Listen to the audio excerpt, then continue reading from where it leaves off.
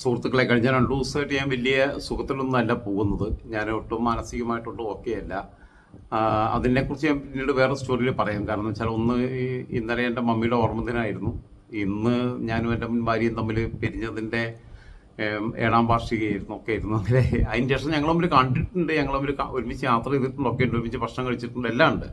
അതൊക്കെ ഉണ്ട്. ഞങ്ങൾ തമ്മിൽ ഫോൺ വിളികൾ ഉണ്ടായിരുന്നു, ഒക്കെ ഉണ്ട്. എനിക്ക് ആവശ്യമുള്ളപ്പോൾ അവൾ വേണ്ട സഹായങ്ങൾ ചെയ്തിട്ടുണ്ട്, അവൾക്ക് ആവശ്യമുള്ളപ്പോൾ എന്നെ കൊണ്ട് പറ്റുന്ന സഹായങ്ങൾ തിരിച്ചു ചെയ്തിട്ടുണ്ടൊക്കെ ഉണ്ട്. അതൊക്കെ പിന്നെ ഏറ്റവും അത്തരം ഓർമ്മകളുടെ ഒരു വഴിയിലൂടെ സഞ്ചരിച്ചതിൻ്റെ ഭാഗമായിട്ടുള്ള മാനസികമായിട്ടുള്ള അസ്വസ്ഥതകൾ എനിക്കുണ്ടായിരുന്നു. എങ്കിൽ തന്നെയും മുടങ്ങാതെ ഞാൻ പോകുന്ന ചാനലിൽ പോയിട്ട് സ്റ്റോറി ചെയ്തുകൊണ്ടേയിരുന്നു. ഇപ്പോൾ ഞാനിന്ന് എൻ്റെ പേഴ്സണലായിട്ടുള്ള ഈ രാജൻ ജോസഫ് എന്നുള്ള യൂട്യൂബ് ചാനലിനകത്ത് ഞാൻ പറയാൻ പോകുന്നത് ഷാഫി പറമ്പിലുമായി ബന്ധപ്പെട്ട വിഷയം തന്നെയാണ്. ഷാഫി പറമ്പിലുമായിട്ട് ബന്ധപ്പെട്ട്, ഷാഫി പറമ്പിലിൻ്റെ ചികിത്സയായിട്ട് ബന്ധപ്പെട്ട് ഞാൻ ആദ്യം തന്നെ പറഞ്ഞിരുന്നു എന്തുകൊണ്ട് അത്രയും ദൂരം സഞ്ചരിച്ച് ബേബി മെമ്മോറിയൽ ഹോസ്പിറ്റലിലേക്ക് പോയി എന്നുള്ളത്. ബേബി മെമ്മോറിയൽ ഹോസ്പിറ്റലിനകത്ത് നിങ്ങൾ ആലോചിക്കേണ്ട കാര്യം എന്ന് വെച്ചാൽ, ബേബി മെമ്മോറിയൽ ഹോസ്പിറ്റൽ എന്ന് പറയുമ്പം ആ ഹോസ്പിറ്റലിനകത്തെ പിന്നെ ന്യൂറോ സർജൻ അല്ല, ന്യൂറോ ഫിസിഷ്യൻ എന്ന് പറയുന്നത് ആര്യാടൻ മുഹമ്മദിൻ്റെ മരുമകനായിട്ടുള്ള ഡോക്ടർ ഉമ്മറാണ്. ഡോക്ടർ ഉമ്മർ, ഓക്കെ, അദ്ദേഹം മാത്രമല്ല അലക്സാണ്ടർ ഡോക്ടർ തുടങ്ങിയിട്ടുള്ള സ്ഥാപനമാണ്. ഇദ്ദേഹം വളരെ കുറഞ്ഞ സമയം മാത്രമേ ആശുപത്രിയിൽ ഇരിക്കാറുള്ളൂ. പക്ഷേ ഇദ്ദേഹം ന്യൂറോ ഫിസിഷ്യൻ ആകുമ്പോൾ തന്നെയും ആ ഹോസ്പിറ്റലിനകത്തെ നയരൂപീകരണത്തിനകത്ത് പ്രധാനപ്പെട്ട റോൾ വഹിക്കാൻ കഴിയുന്ന, സ്വാധീനം ചെലുത്താൻ പറ്റുന്ന ഒരു വ്യക്തിയാണെന്നുള്ളത് മറ്റൊരു വസ്തുത. അദ്ദേഹത്തിൻ്റെ സ്വകാര്യതയെ മാനിച്ചുകൊണ്ടും അദ്ദേഹത്തെ അനാവശ്യമായിട്ടുള്ള വിവാദങ്ങളിലേക്ക് വലിച്ചടിക്കാൻ താല്പര്യമില്ലാത്തതുകൊണ്ടും അദ്ദേഹത്തിൻ്റെ ഫോൺ നമ്പർ ഉൾപ്പെടെയുള്ള ഡീറ്റെയിൽസ് ഞാനിവിടെ തരാൻ ഉദ്ദേശിക്കുന്നില്ല. ഇദ്ദേഹം ആര്യടം മുഹമ്മദിൻ്റെ മകളെയാണ് വിവാഹം കഴിച്ചത്. ആര്യടം മുഹമ്മദിൻ്റെ മൂന്നാമത്തെ മോളെന്ന് പറഞ്ഞു കഴിഞ്ഞാൽ ആദ്യത്തത് ഒരു മോളാണ്. ആ മോള് കഴിഞ്ഞാൽ അടുത്ത ആര്യടം ഷൗക്കത്താണ്, നിലമ്പൂർ MLA. ആര്യടം ഷൗക്കത്ത് കഴിഞ്ഞ് കഴിഞ്ഞാൽ അടുത്ത ആര്യടം ഷൗക്കത്തിൻ്റെ അനിയത്തിയെ, മൂന്നാമത്തെ മോളെ കല്യാണം കഴിച്ചിട്ടുള്ള ആളാണ് ഇദ്ദേഹം, ഡോക്ടർ ഉമ്മർ. അതിനുശേഷം പിന്നീടുള്ളത് അനിയനാണ്, ഡോക്ടർ റിയാസ് അലിയാണ്. അദ്ദേഹം ഒരു ലെഫ്റ്റ് ചിന്താഗതിക്കാരനാണ്. പക്ഷേ എന്തായിരുന്നാലും സ്വന്തം ജ്യേഷ്ഠൻ രാഷ്ട്രീയത്തിൽ വരുമ്പോഴും സ്വന്തം പിതാവ് പ്രവർത്തിച്ച പ്രസ്ഥാനത്തോടും ഒക്കെയുള്ള ആര്യടം മുഹമ്മദ് പോലും ലെഫ്റ്റ് ലിബറൽ ചിന്താഗതിക്കാരനായിരുന്നു. ലെഫ്റ്റ് ലിബറലാണ് കേരളത്തിലെ എല്ലാ മുഖ്യധാര പാർട്ടികളെന്ന് വിശ്വസിക്കുന്ന ആളാണ് ഞാൻ. നമ്മൾ ലെഫ്റ്റ് എന്ന് പറയുമ്പം ജവഹർലാൽ നെഹ്റു തൊട്ട് വെച്ചിട്ടുള്ള പോളിസി എന്ന് പറയുന്നത് ലെഫ്റ്റാണ്. അതുകൊണ്ടാണ് ഈ വെൽഫെയർ ടാക്സ് ഉൾപ്പെടെയുള്ള സംവിധാനങ്ങൾ കൊണ്ടുവന്നിട്ടുള്ളത്. സാമ്പത്തിക നയങ്ങൾക്കകത്തെല്ലാം അത് പിന്നീട് ശക്തമായി കൊണ്ടുവരാൻ ശ്രമിച്ച ഒരാളാണ് വയലാർ രവി. നമ്മളാരും ശ്രദ്ധിക്കാതെ പോയതാണ്. അദ്ദേഹം അത്തരം പോളിസിക്ക് വേണ്ടിയിട്ട് നരസിംഹറാവുവിൻ്റെ ക്യാബിനറ്റിൽ ഉണ്ടാകുമ്പോൾ വളരെ ശക്തമായി വാദിച്ചിട്ടുള്ള ആളാണ്. പിന്നെ നവലിബറൽ ആശയങ്ങളൊക്കെ, നിയോ ലിബറൽ എന്ന് പറയുന്നത് ഉദാരവൽക്കരണം അല്ലെങ്കിൽ ഗ്ലോബലൈസേഷൻ എന്നൊക്കെ പറഞ്ഞിട്ട് നമ്മൾ സമരം നടത്തുമ്പോൾ പോലും അത് കാലഘട്ടത്തിൻ്റെ അനിവാര്യതയായിരുന്നു എന്ന് ഞാൻ വിശ്വസിക്കുന്ന ആളാണ്. മൻമോഹൻ സിംഗ് പോലും അതിൽ മോശക്കാരനായിരുന്നില്ല. മൻമോഹൻ സിംഗിനെ ആ കഴിവ് കണ്ടിട്ട് തന്നെയാണ് RBIയുടെ ഗവർണറായിരുന്ന മൻമോഹൻ സിംഗിനെ നരസിംഹറാവു തൻ്റെ ക്യാബിനറ്റിൽ ധനകാര്യ വകുപ്പ് ഏൽപ്പിച്ചതെന്നും അതൊരു വിപ്ലവകരമായ മാറ്റമായിരുന്നെന്നും അതിൻ്റെ തുടർച്ച എന്ന വണ്ണമാണ് BJP സർക്കാർ പോകുന്നതെന്നും അതേ വഴിയെ തന്നെയാണ് കേരളത്തിലെ LDF സർക്കാർ പോകുന്നതെന്നും വിശ്വസിക്കുന്ന ആളാണ് ഞാൻ. അത് ഒരുപക്ഷെ ആ മേഖലയെക്കുറിച്ച് കൃത്യമായി പഠിക്കുകയും വസ്തുതാപരമായി വിശകലനം നടത്തുകയും നിരീക്ഷിക്കുകയും ചെയ്യുന്ന ആളുകൾക്ക് ബോധ്യപ്പെടുന്നൊരു വസ്തുതയാണ് ഇതെല്ലാം. ഞാനെന്തായാലും അതിനകത്ത് തരംതാണ രാഷ്ട്രീയ തർക്കത്തിലേക്ക് ഞാൻ പോകുന്നില്ല. നമ്മുടെ ചായപ്പിടിയുള്ള സംസാരത്തിനകത്ത് പറയുമ്പോൾ നമുക്കിതൊന്നും അറിയാതെയാണ് നമ്മൾ സംസാരിച്ചു പോവുക. അപ്പോൾ അതിൻ്റെ കുഴപ്പമുണ്ട്, പോട്ടെ, വിട്ടുകളി. ഈ കോഴിക്കോട് ആശുപത്രിയിലേക്ക് കൊണ്ടുവന്നതിനകത്ത് തന്നെ ദുരൂഹതയുണ്ടെന്ന് ഞാൻ പറഞ്ഞു. മെഡിക്കൽ ബുള്ളറ്റിൻ ഇറക്കുന്നത് അത്യാസന്ന നിലയിൽ പ്രസിഡന്റും പ്രധാനമന്ത്രിയൊക്കെ കിടക്കുമ്പോഴാണ് മെഡിക്കൽ ബുള്ളറ്റിൻ ഇറക്കാറുള്ളത്. ആ രീതിയിലുള്ള മെഡിക്കൽ ബുള്ളറ്റിൻ ഈ പാലം തകർന്നു എന്നും പറഞ്ഞിട്ട് ഇറക്കുമ്പോൾ, ഇവിടെ പാലാരിവട്ടം പാലം തകർന്ന അതൊക്കെ നമ്മൾ മുമ്പിലുണ്ട്. അതേമാതിരി എന്തോ വലിയ പാലം തകർന്നു എന്നുള്ള മാതിരി ഉള്ള സാധനങ്ങൾ അവതരിപ്പിക്കുകയും അവിടെ ശബരിമല സംരക്ഷണ സമരവുമായി ബന്ധപ്പെട്ട് ജയിലിൽ കിടക്കുന്ന സന്ദീപ് വാര്യർ ഉൾപ്പെടെയുള്ളവരുടെ വിസിബിലിറ്റി നഷ്ടപ്പെടുത്തുകയും ചെയ്തതിനകത്തുള്ള ഒരു ഡ്രാമ എന്താണ് എന്നുള്ളത് കഴിഞ്ഞ ദിവസങ്ങളിൽ ഞാൻ ചെയ്യുന്ന ചാനലിനകത്തും ഞാൻ എൻ്റെ സ്വന്തം ചാനലിനകത്തും ഞാൻ പറഞ്ഞുകൊണ്ടത് ആവർത്തിക്കുന്നില്ല. ഇത് ഈ ഡോക്ടർ ഉമ്മർ ഇവിടെ ന്യൂറോ ഫിസിഷ്യൻ്റെ ഹെഡായിട്ടിരിക്കുന്ന ആളാണ്, പ്രധാനപ്പെട്ട ഡോക്ടറാണ്. അലക്സാണ്ടർ ഡോക്ടറാണ് ഈ സ്ഥാപനം തുടങ്ങിയിട്ടുള്ളത്. അലക്സാണ്ടർ ഡോക്ടർ തുടങ്ങുന്ന സമയത്ത് എന്ന് പറഞ്ഞു കഴിഞ്ഞാൽ അന്ന് അവിടെ ബീച്ചിനടുത്തുള്ള കുഞ്ഞു കെട്ടിടത്തിൽ തുടങ്ങിയിട്ടുള്ളതാണ്. അലക്സാണ്ടർ ഡോക്ടർ തുടങ്ങിയതിന് ശേഷം അലക്സാണ്ടർ ഡോക്ടറെ ഞാൻ നേരിട്ട് പരിചയപ്പെട്ടിട്ടുണ്ട്. അലക്സാണ്ടർ ഡോക്ടറെ മാത്രമല്ല, അദ്ദേഹത്തിൻ്റെ ഉപ്പാപ്പനായിട്ടുള്ള പിതാവിൻ്റെ അന്യനായിട്ടുള്ള ബാബുചായൻ, ബേബി മറൈൻസ്, അതായത് ഇന്ന് കേരളത്തിൽ എനിക്ക് തോന്നുന്ന ഏറ്റവും സമുദ്രോൽപ്പന്ന കയറ്റുമതി രംഗത്ത് ഏറ്റവും മുമ്പിൽ നിൽക്കുന്ന ഒരു കമ്പനിയാണ് ബേബി മറൈൻസ്. അവരുടെ സഹോദര സ്ഥാപനങ്ങൾ ഒരുപാടുണ്ട്. ഒരു സഹോദര സ്ഥാപനത്തിൽ മോഹൻലാലിന് വരെ ഷെയർ ഉണ്ട് എന്നാണ് അവരുടെ ബിസിനസ് പാർട്ട്ണറാണെന്നാണ് ഞാൻ മനസ്സിലാക്കുന്നത്. ബാബുച്ചാനെ ഞാൻ ഇപ്പോൾ അടുത്ത കാലത്ത് കണ്ടിട്ടില്ല. പിന്നെ അലക്സാണ്ടർ ഡോക്ടറെയും ബാബുച്ചാനെയൊക്കെ ഞാൻ പരിചയപ്പെടുന്നത് കോഴിക്കോട് സെൻറ്റ് പോൾസ് പള്ളിയിൽ വെച്ചിട്ട് അന്നത്തെ മാർത്തോമ സഭയുടെ പിന്നെ ഗോവ ഉൾപ്പെടെയുള്ള പ്രദേശങ്ങൾ, കർണാടകയുടെ പല പ്രദേശങ്ങൾ അങ്ങനെയുള്ള തുടങ്ങി പിന്നെ കാസർഗോഡ് തൊട്ട് തൃശ്ശൂർ വരെയുള്ള 7 ജില്ലകളുടെ പിന്നെ ഭദ്രാസനം, ഡയസീസ് നമ്മൾ പറയും ഭദ്രാസനം, രൂപത എന്ന് കത്തോലിക്ക സഭയിൽ പറയുന്ന പോലെ അങ്ങനെയുള്ള ആ 7 ജില്ലകളുടെയും പിന്നെ കർണാടകയുടെ ചില ഭാഗങ്ങളുടെയും ചുമതലയുണ്ടായിരുന്ന തോമസ് മാർ തിമോത്തിയോസ് എന്ന് പറയുന്ന ബിഷപ്പിന് കൊടുത്തിട്ടുള്ള അദ്ദേഹത്തിൻ്റെ എപ്പിസ്കോപ്പ ആയതിൻ്റെ 10ാം വാർഷികത്തിനകത്തെ ചടങ്ങ് കോഴിക്കോട് സെൻറ്റ് പോൾസ് പള്ളിയിൽ വെച്ച് നടത്തുമ്പം 2002 23 വർഷങ്ങൾക്ക് മുമ്പ്, അത് ഒരു ഒക്ടോബർ 2-ാം തീയതി, എനിക്കിപ്പോൾ ഓർമ്മയുണ്ട്. അന്ന് ആ ചടങ്ങിൽ പ്രസംഗിക്കാൻ നിയോഗിതരായവരിൽ ഏറ്റവും പ്രായം കുറഞ്ഞ വ്യക്തിയായിരുന്നു ഞാൻ. ചെറിയ കുഞ്ഞു ആ സമയത്ത് ബാക്കിയുള്ളവരൊക്കെ വൈദികർ, പിന്നെ ഇവരുടെ സന്നദ്ധ സുവിശേഷ സംഘത്തിൻ്റെ ആളുകൾ, പിന്നെ സേവികാ സംഘത്തിൻ്റെ ഭാരവാഹികൾ, അതേപോലെ തന്നെ ഈ നമ്മുടെ എന്താ പറയുക ബാലവാടിയല്ല, പിന്നെ വേദപഠനമായിട്ട് ബന്ധപ്പെട്ട് ക്രിസ്ത്യാനികൾക്കിടയിലുള്ള സംഭവമായിട്ടുള്ള കുഞ്ഞുങ്ങളെ പിന്നെ ബൈബിളും വാക്യങ്ങളൊക്കെ പഠിപ്പിച്ചു കൊടുക്കണേ, അതിൻ്റെ പേര് കിട്ടുന്നില്ല. ചില സമയത്ത് ഓർമ്മ ഭയങ്കരമായിട്ട് പോകുന്നുണ്ട്, എനിക്ക് അറിയില്ല സോഡിയം ലെവൽ കുറയുന്നുണ്ടോ എന്നുള്ളത്. സൺഡേ സ്കൂളിൻ്റെ പിന്നെ ഭാരവാഹികൾ അങ്ങനെയുള്ളവരൊക്കെ സംസാരിക്കുന്നു. വിവിധ സഭകളുടെ എക്യുമെനിക്കൽ സഭകളുടെ പിന്നെ ബിഷപ്പുമാർ സംസാരിക്കുന്നു.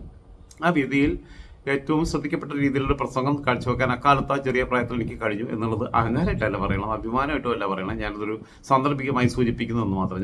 ഞാനൊന്നുമല്ല എന്നുള്ള ബോധ്യത്തിൽ തന്നെയാണ് ഞാൻ നിൽക്കുന്നത്.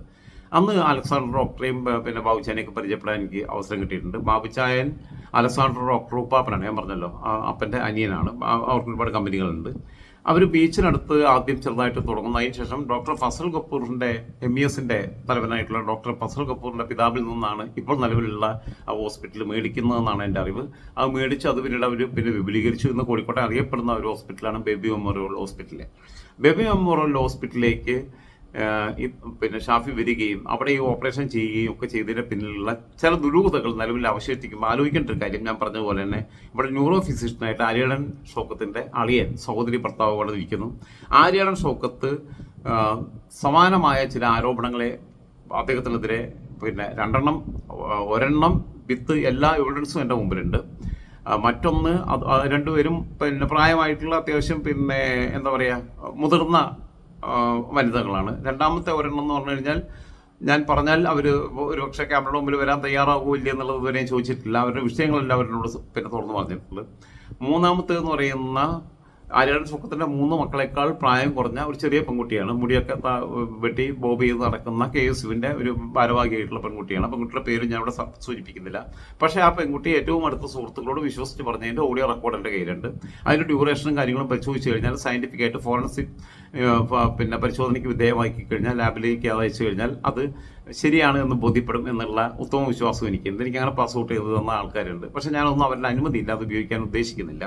അത് മാത്രമല്ല, എനിക്ക് ആര്യാടൻ ഷൗക്കത്തുമായിട്ടുള്ള ഞാനുമായിട്ടുള്ള ബന്ധം വളരെ ആരോഗ്യകരമാണ്, വളരെ ഹെൽത്തി റിലേഷനാണ്. ഞാൻ പറഞ്ഞിട്ടുള്ള കാര്യങ്ങൾക്കകത്ത് പുള്ളി പലപ്പോഴും പിന്നെ നല്ല രീതിയിലുള്ള സമീപനം സ്വീകരിച്ചിട്ടുണ്ട്.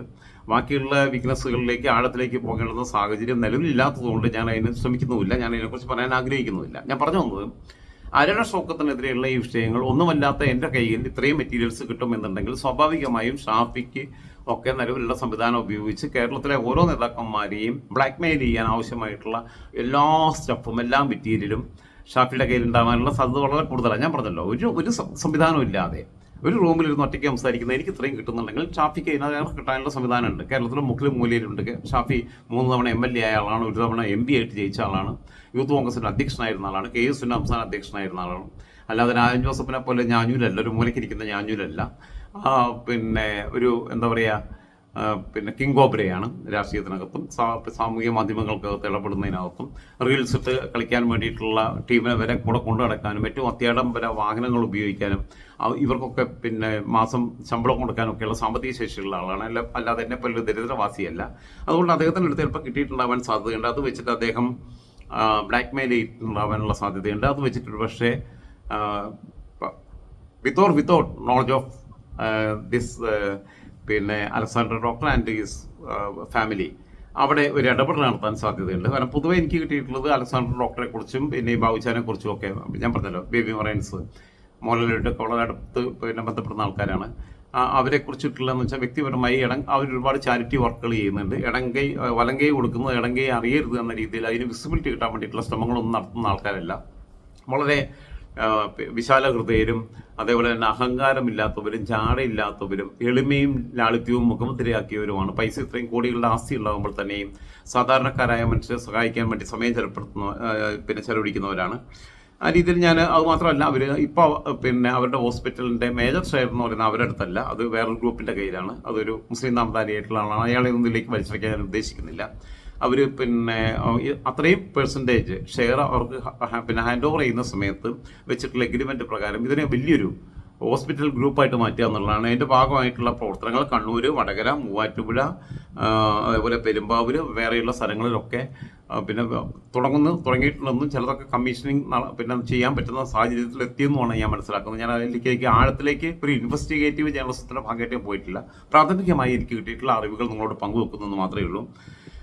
അപ്പോൾ എന്തായിരുന്നാലും ഇതിനകത്ത് ബാപ്പട്ടിയാക്ക ആയതുകൊണ്ട് ഞാൻ ഇതിനകത്ത് കൂടുതൽ കാര്യങ്ങൾ പറയുന്നില്ല. കാരണം എന്ന് വെച്ചാൽ ബാപ്പട്ടിയാക്കിരുന്ന സഹായാവസ്ഥയിലാണ്. അദ്ദേഹം സങ്കീർണമായൊരു പ്രതിസന്ധി അഭിമുഖീകരിക്കുകയാണ് എന്ന് കരുതിയിട്ട് നാളെ ഉണ്ടായിട്ടിരിക്കുന്നോ നാളെ ഞാനിപ്പോൾ ഇത് പറയില്ല എന്നുള്ളതോ പറയുന്നില്ല. എൻ്റെ അടുത്തുള്ള ഡിജിറ്റൽ എവിഡൻസ്, എൻ്റെ അടുത്തുള്ള ബാക്കിയുള്ള രേഖകൾ, ബാക്കിയുള്ള കാര്യങ്ങളൊക്കെ എന്ന് പറഞ്ഞു കഴിഞ്ഞാൽ ഞാൻ പറഞ്ഞല്ലോ, എൻ്റെ കയ്യിൽ ഞാൻ സൂക്ഷിക്കാറില്ല. ഞാനത് ഏറ്റവും വിശ്വസ്തമായ കരങ്ങളിൽ ഏൽപ്പിച്ചിട്ടുണ്ട്. കാരണം ഞാൻ മരണപ്പെട്ടാൽ അതോടുകൂടി ഒരു തെളിവും ഒരു തെളിവും നശിപ്പിക്കപ്പെടരുത്, അതിൻ്റെ പേരിൽ ആരും രക്ഷപ്പെടരുത് എന്ന് ആഗ്രഹിക്കുന്ന ഒരു വ്യക്തി എന്നുള്ള രീതിയിലാണ് ഞാൻ അങ്ങനെ ഒരു സമീപനം സ്വീകരിച്ചിട്ടുള്ളത്.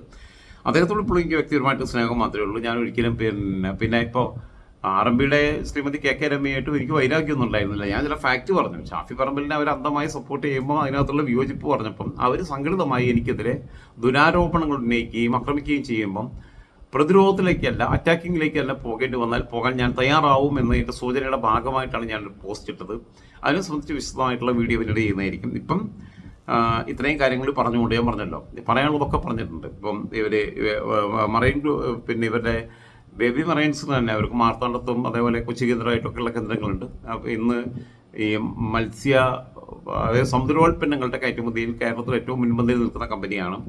എങ്ങനെയാണ് അവിടെ ഒരു അട്ടിമറിക്ക് സാധ്യത ഉണ്ടായത് എന്നുള്ളതിനെക്കുറിച്ച് ഉള്ള തീവ്രമായിട്ടുള്ള അന്വേഷണത്തിന് വഴിയെ തന്നെയാണ് ഞാൻ പോയിക്കൊണ്ടിരിക്കുന്നത്. അതിന് വേണ്ട ആവശ്യമായിട്ടുള്ള ഡോക്യുമെൻറ്റ്സ് കളക്ട് ചെയ്യാനുള്ള ഏർപ്പാടുകളൊക്കെ ചെയ്തിട്ടുണ്ട്. ഒരു പക്ഷേ ചിലപ്പോൾ സാധ്യമായി വരും. വിജയിച്ചാൽ അത് കേരള രാഷ്ട്രീയത്തിനകത്ത് വീണ്ടും വലിയ ഒരു വിപ്ലവത്തിന് തുടക്കം കുറിക്കും. കാരണം എൻ്റെ അടുത്ത് പൂർണ്ണമായിട്ട് ഇത് കിട്ടാത്തതുകൊണ്ട് അതിൻ്റെ വിശദാംശങ്ങളിലേക്ക് പോകാൻ എനിക്ക് പ്രയാസമുണ്ട്. കാരണം I am working on it. And നിങ്ങളെല്ലാവരോടും എനിക്ക് പറയാനുള്ളത്, വിശ്വാസികളാണെങ്കിൽ എനിക്കതിൽ വിജയിക്കാൻ പ്രാർത്ഥിക്കുക, വിശ്വാസികളല്ലെങ്കിൽ മനസ്സുകൊണ്ട് കൊടുക്കുക എന്ന് മാത്രമേ ഉള്ളൂ. എന്തായിരുന്നാലും കേരളത്തിലെ രാഷ്ട്രീയ രംഗത്ത് കക്ഷി രാഷ്ട്രീയ ഭേദമന്യേ, കേരളത്തിലെ സാമൂഹ്യ രംഗത്ത് മതത്തിൻ്റെ ജാതിമത ഭേദമന്യേ ശുദ്ധീകരിക്കുന്ന ഒരു വലിയ പ്രക്രിയക്കകത്ത് അണ്ണാറക്കണ്ണലിനും തന്നാലായത് എന്ന മട്ടിൽ എന്നാൽ കഴിയുന്ന ചെറിയ സംഭാവന ചെയ്തിട്ട് അങ്ങനെ അടയാളപ്പെടുത്തിയിട്ട് ഈ ലോകത്ത് നിന്ന് പോകണം എന്ന് ആഗ്രഹിക്കുന്ന വ്യക്തി എന്ന രീതിയിൽ എല്ലാവർക്കും ഒരിക്കൽ കൂടി അന്ത്യാഭിവാദ്യങ്ങളൊന്നും അർപ്പിക്കുന്നില്ലാണ്. ഇന്ന് യാതൊന്നും അർപ്പിച്ചിട്ടില്ലല്ലോ. അപ്പോൾ എന്തായിരുന്നാലും തൽക്കാലം അഭിവാദനങ്ങൾ, സ്നേഹം, ആദരവ് അത്ര മാത്രമേ ഉള്ളൂ.